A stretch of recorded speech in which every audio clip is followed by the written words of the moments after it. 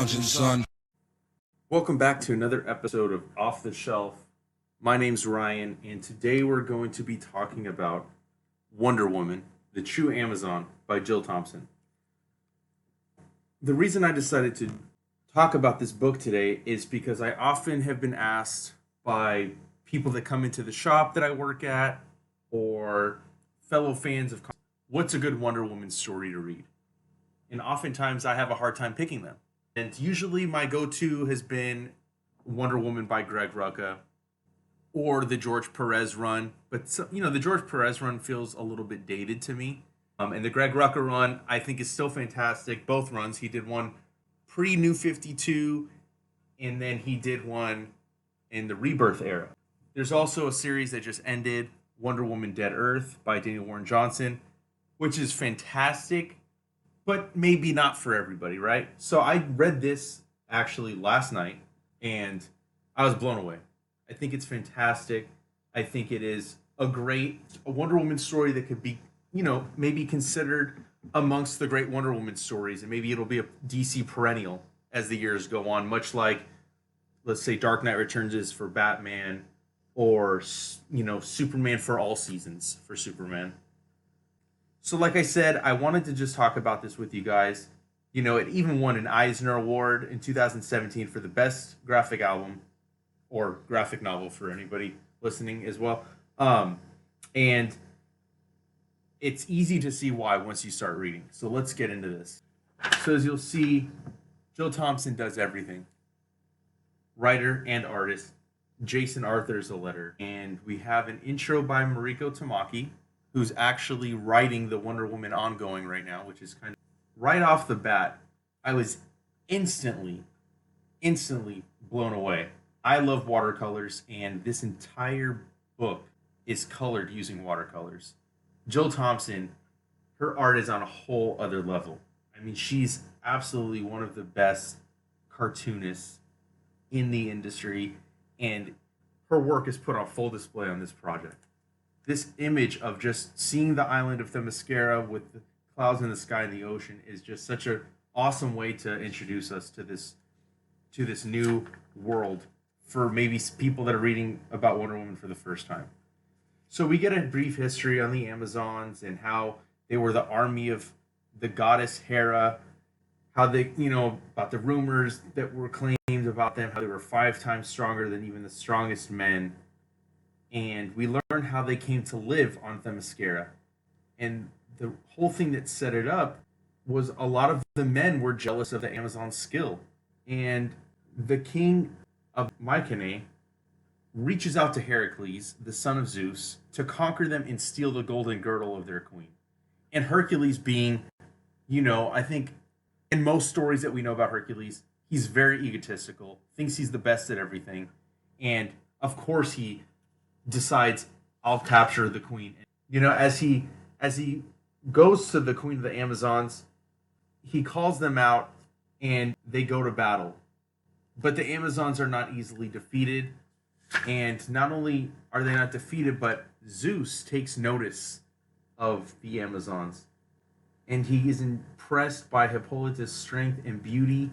And he decides that he's going to disguise himself as one of Heracles' soldiers so that he can be there when Hippolyta is in chains. His wife Hera hears about this and teams up with Poseidon to figure out a way to thwart Zeus's plan and to keep them out of her husband's grasp. And again, the art is just so breathtaking, really elevates the story. Heracles does get the girdle as the Amazons jump onto Poseidon's vessel, but that's all he gets. All he gets is the girdle as they make their escape. And this is where we learn that they landed on the island of Themyscira, which is the garden of the gods and a secret stronghold of their forgotten treasure. With the Amazons having battled and weary, they spend their time creating art, music, and studying and inventing, competing in contests of endurance and skill to pay homage to their sisters who gave their lives in battle. But Queen Hippolyta feels all she wants is a child to love. And as she walks among the beach, she forms a baby out of sand and sings it a lullaby. And the beauty of her voice travels to the mermaids. They capture it and they bring it back to their king Poseidon. The art is just so phenomenal. I love the depiction of Poseidon as this, like, he's coral and squid and just seaweed, and it's just such a unique take on the way he's depicted, and I absolutely loved it. And with Poseidon so enchanted by the gift, he calmed the sea to better hear the beautiful song, and the song ends up reaching all the way to Olympus, which is where the gods are so overcome with compassion and moved that their tears are turned to silver and gold. And as it rains down on the earth, it brings life to the baby who's now made flesh and blood. I won't spoil too much more, but we see Diana as a young kid. She's brash, beautiful, intelligent, and we see a Diana that we don't normally see in comics. She's tormenting those who served her. She's getting into trouble. She's mischievous, even playing tricks on her nanny who thinks she's gonna fall and die when she's leaning on a balcony, only to find out that she can fly. And she's just so spoiled. We all we see is just a spoiled little brat. Oh, I want more. I want more. I don't want this pony. I want that one. I want a horse. And we see this as a theme throughout, that Diana is not this caring and loving person at first. She's very spoiled and just needs more of everything, right? Getting mad at people who tried to correct her or reprimand her. And as she's getting older and trying to prove herself to people, she ends up going to this swimming hole that everybody's so afraid of. And she defeats this creature that everybody's so terrified of. And as she does, she comes across a hidden treasure that had been buried within this beast, thus sending her on a slew of adventures where she goes off trying to reclaim long and hidden magical treasures. And songs were sung about Diana. Everybody's praising her. Everybody except one. And that's Alethea. Alethea is not impressed by Diana and all that she does. It bothers Diana.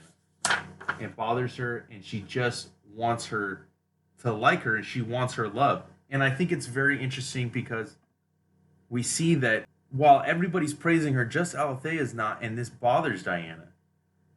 And it's almost as if, like, when you're trying to impress somebody that you like and they're not reciprocating your feelings. So throughout, we see her progressively, you can't buy my friendship, and not impressed by anything Diana's doing, and saying that, I bow to no one but your mom because she's the leader that has earned my respect and devotion. So she says, what do you mean? Am I not brave? I've done this and I've done that, and how she's found the crystal dagger, the golden bracelets, the magic lasso, all this stuff. And she's like, yeah, you've had some wondrous adventures. Let the singers praise you in their songs, which I just think is so funny, And you see this exchange between them, and how she talks of self-importance is ugly to me. I'm moved by a person's honest actions and how they treat those around them. Those are the qualities I look for in those I wish to have close to me. And I think that is such an important message. And I think that it doesn't ring true to Diana at first. But what she does next is she continues to vie for her affection and tries to gain her love. So she becomes closer to her as she attends to the horses with Alethea. And slowly you can see, even just by this look, that she's gaining Alethea's affection.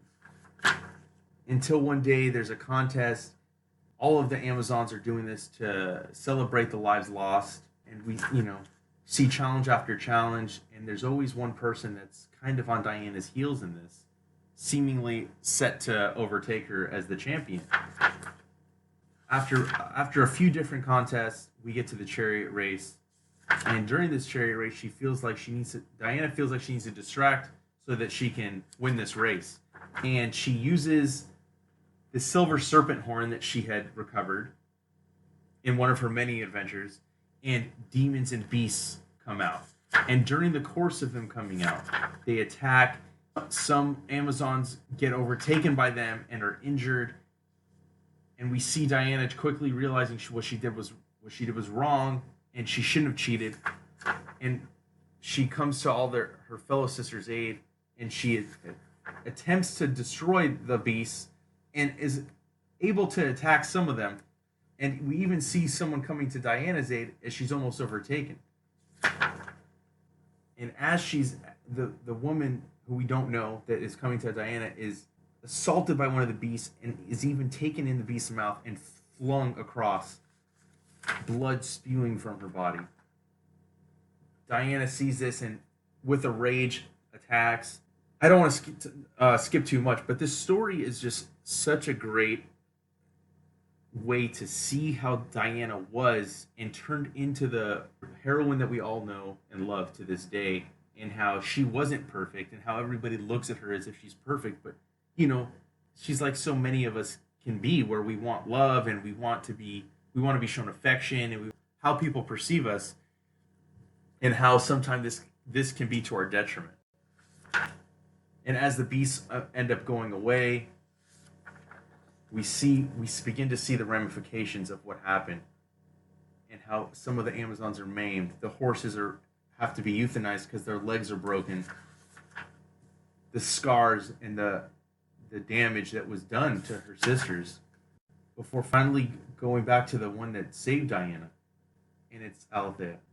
Diana's heartbroken over it, and her fellow Amazon sisters want her to be punished. Some want her dead, and Queen Hippolyta has no idea how to deal with this. Diana did it just because she wanted the affection of Althea, and everything went wrong.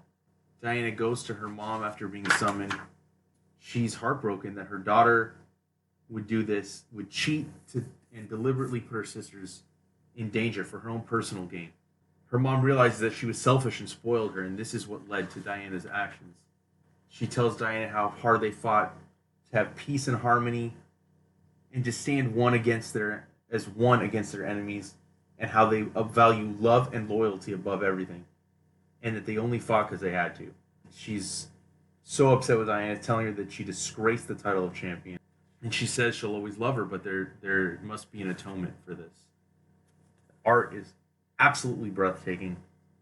I mean, Jill Thompson this is absolutely her A game. Like I said, just the scenery that she's doing, the layouts, the choices that she uses for the page layouts. And we see this ceremony because Althea was loved best and by all. And we see the funeral taking place, songs being sung, tributes left for her, and Diana goes to her and is welled up with tears and absolutely heartbroken.